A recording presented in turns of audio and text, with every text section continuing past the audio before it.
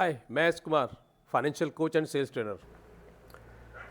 आज मैं बात करूंगा एनपीएस जो कि बहुत ही बेहतरीन एक सरकार द्वारा योजना लाई हुई है, जो हमारी गवर्नमेंट ऑफ इंडिया ने इसको लागू किया है, इसको लॉन्च किया है। 2004 में ये सिर्फ गवर्नमेंट एम्प्लॉयज़ के लिए अवेलेबल थी, लेकिन 2009 में ये एक आम आदमी, एक नॉर्मल इंडियन रेजिडेंट्स या एनआरआई, उनके लिए लॉन्च कर दिया है। और अब इसको कोई भी 18 से 65 साल का व्यक्ति इसको ले सकता है, इसमें अपना खाता खोल सकता है। तो अब बात करते हैं कि एनपीएस में क्या क्या बेनिफिट है, एनपीएस को खोलने में, एनपीएस को चलाने में, एनपीएस का अकाउंट खोलने में। दोस्तों, इसमें बेसिकली दो प्लान है। एक तो टीयर 1 है जो कि प्योर रिटायरमेंट प्लान है, और टीयर 2 जो है जस्ट लाइक इन्वेस्टमेंट प्लान है। जो टीयर 1 प्लान है, पहले हम उसकी बात करेंगे। टीयर 1 प्लान में आपका जो लॉक इन पीरियड है वो 60 की एज तक रहेगा, चाहे आपने कभी भी अपना खाता किसी भी एज में खोला है। इसमें आप पैसा जो विड्रॉ करेंगे वो एक कंडीशनल विड्रॉल गवर्नमेंट ने अलाउ किया है कि आप जो है, आपका जो कंट्रीब्यूशन है उसका सिर्फ 25% पैसा पूरे टेन्योर में, पूरे टर्म में सिर्फ 3 बार आप विड्रॉ कर सकते हैं। वो भी बहुत खास ओकेजन्स पे, जैसे आपके बच्चों की एजुकेशन, बच्चों की मैरिज, और कोई घर में कोई क्रिटिकल इलनेस किसी को है, बीमारी है, या आपको घर बनाना है, तब ये पैसा मैक्सिमम 25%, यानी कि 25, 25, 25 ऐसे करके पैसा विड्रॉ कर सकते हैं। बाकी का पैसा आपको 60 की एज के बाद ही मिलेगा। उसमें भी पूरा पैसा नहीं मिलेगा, आपको 60% पैसा विड्रॉ कर सकते हैं, जो भी उस टाइम पे कॉर्पस होगा, जो आपका एक्यूमुलेटेड, उसमें इंटरेस्ट भी होगा और आपका प्रिंसिपल अमाउंट भी होगा। 40% का आपको एन्युटी यानी कि पेंशन बनवानी पड़ेगी। तो ये तो हो गया टीयर 1 की बात हो गई। टीयर 2 प्लान जो है वो आपका काम करता है जस्ट लाइक इन्वेस्टमेंट प्लान। आप इसको 1000 रुपीज़ से अकाउंट शुरू कर सकते हैं, और इसमें आप कोई लिमिट नहीं है आपको पैसा इसमें इन्वेस्टमेंट करने की। आप जितना मर्जी चाहे पैसा इसमें इन्वेस्ट कर सकते हैं। इसमें भी जो आपका लॉक इन पीरियड है वो वही रहता है। 60 की एज के बाद आप पैसा 60% पैसा विड्रॉ कर सकते हैं, 40% का आप पेंशन बनवा सकते हैं। लेकिन टीयर 2 प्लान आप तभी खोल सकते हैं जब आपका टीयर 1 प्लान ऑलरेडी खुला हुआ हो। आप यानी कि टीयर 1 प्लान के अकाउंट होल्डर हों, एग्जिस्टिंग अकाउंट होल्डर हों, तभी आप टीयर 2 प्लान खोल सकते हैं।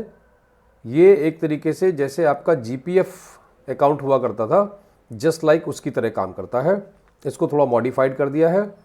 इसमें आपके पास,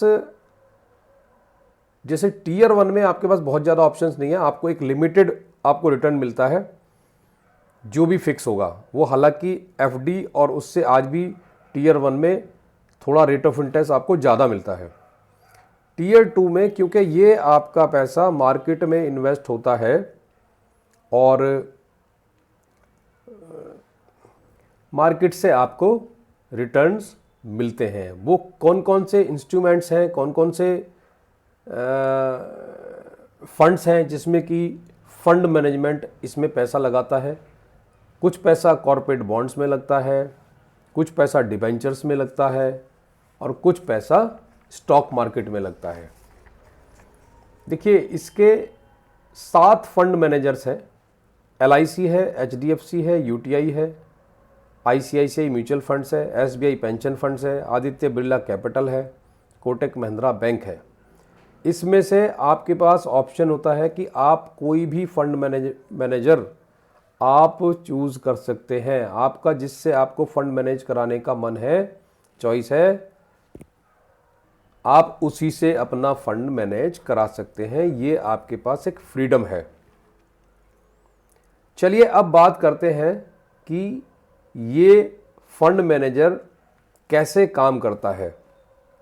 ऐसा नहीं कि ये, इसमें भी देखिए 2 चॉइसेस हैं आपके पास में।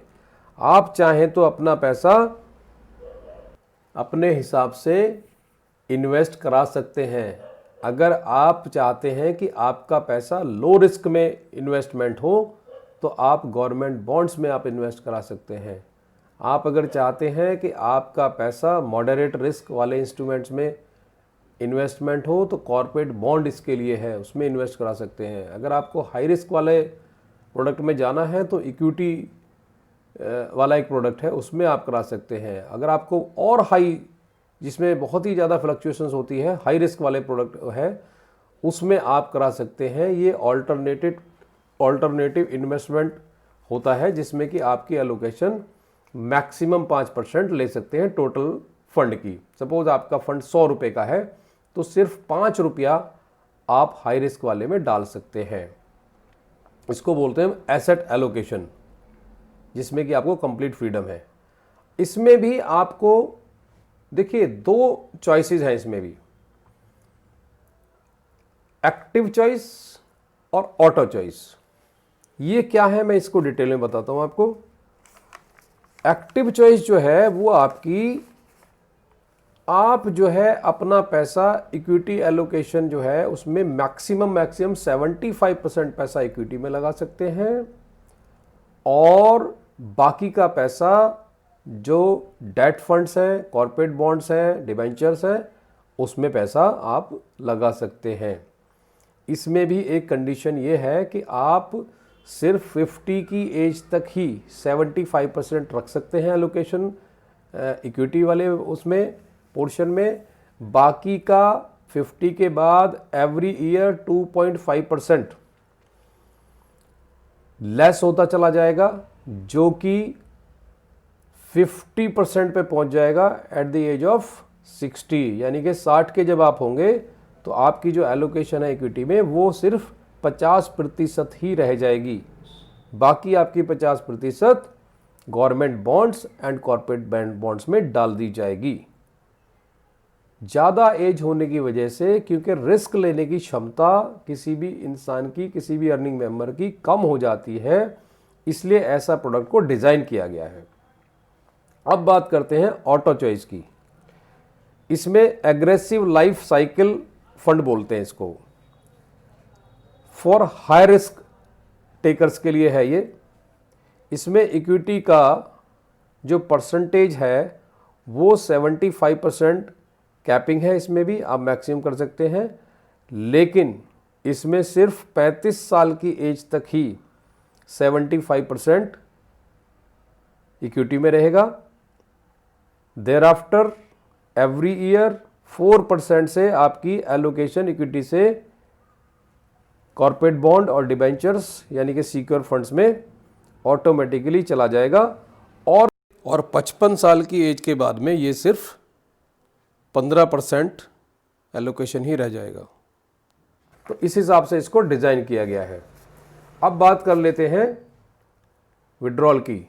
देखिए, क्योंकि लॉक इन पीरियड मैंने अभी जैसा कि बताया था आपको, 60 की एज से पहले आप जो पैसा है वो रिस्ट्रिक्शंस के साथ में निकाल पाते हैं।